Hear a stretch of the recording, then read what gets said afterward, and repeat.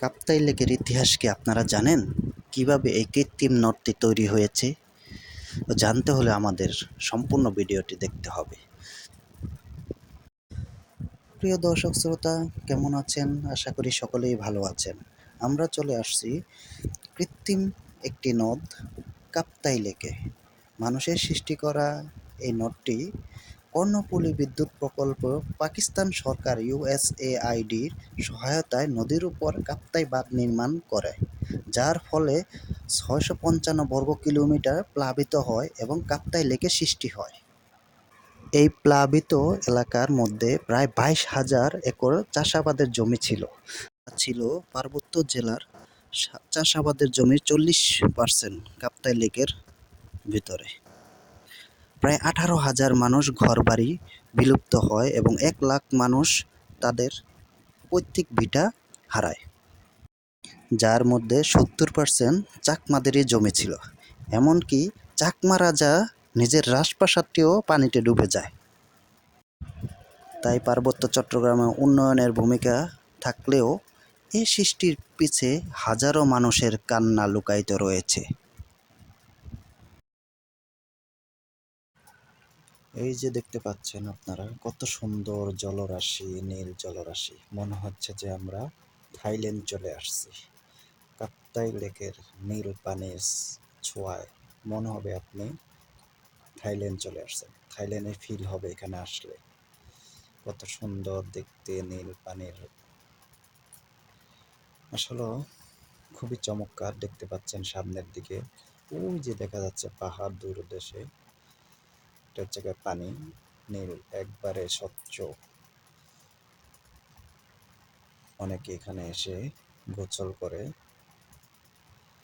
আসলে বাংলাদেশটা যে এত সুন্দর, না আসলে না ঘুরলে বোঝা যাবে না। কাপ্তাই লেক অনেক সুন্দর। এখানকার সৌন্দর্যে, মনোমুগ্ধকর পরিবেশে আপনার মন জুড়িয়ে যাবে।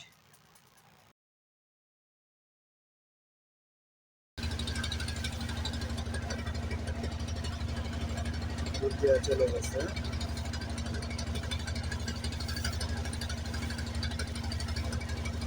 অসাধারণ একটা জায়গা। ওই যে কোথায় যাচ্ছে, আমরা একটি পানকড়ি দেখতে পেলাম, আপনাদেরকে দেখানোর চেষ্টা করতেছি। ওই যে দেখা যায় একটু সাদা, আমরা জুম করে দেখানোর চেষ্টা করতেছি। পানকড়িটি ডুব দিয়েছে, চলে গেছে। অসাধারণ। আমরা জুম করে দেখি কোথায় উঠে পানকড়িটি।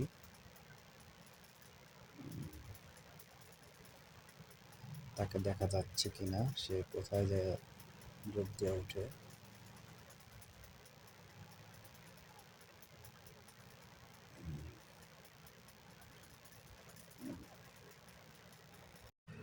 আমরা ঝোপের ভিতরে আরেকটি ডাউক পাখি দেখতে পেলাম। ওই যে দেখা যায় ঝোপের ভিতরে একটু কালো রঙের, তো ক্যামেরা লেন্সে ধরা পাচ্ছে কিনা।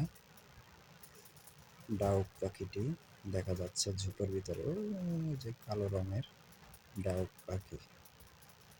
আসলে যে বলা হয় বাংলার থাইল্যান্ড, এই কাপ্তাই লেককে আসলে সত্য।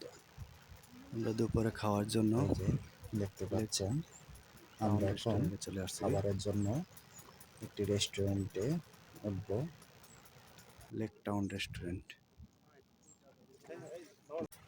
আমরা খাওয়া দাওয়া শেষ করে চলে আসছি আদিবাসী গ্রামে।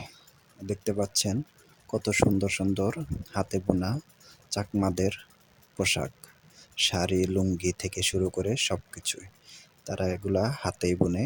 খুবই চমৎকার, কিন্তু একটু দাম বেশি। আমরা আপনাদেরকে দেখানোর চেষ্টা করতেছি এই যে চাকমাদের গ্রাম, এখানে কত সুন্দর সুন্দর কাপড় তাদের হাতে বোনা। আমরা এখান থেকে আদিবাসী পাড়ায় উঠব। ওই যে দেখতে পারতেছেন আমরা পাহাড় বেয়ে, টিলা বেয়ে আদিবাসী গ্রামের দিকে যাচ্ছি। টিলার পাশ দিয়ে ছোট চিকন রাস্তা, এই চিকন রাস্তা বেয়ে আমরা আদিবাসী গ্রামের দিকে যাচ্ছি। ওই যে একটি বাড়ি দেখা যাচ্ছে, আদিবাসী বাড়ি। তাদের ঘর, এখানেই তারা বসবাস করে। আজকের মতো এই আদিবাসী গ্রাম থেকেই বিদায় নিলাম আপনাদের সাথে।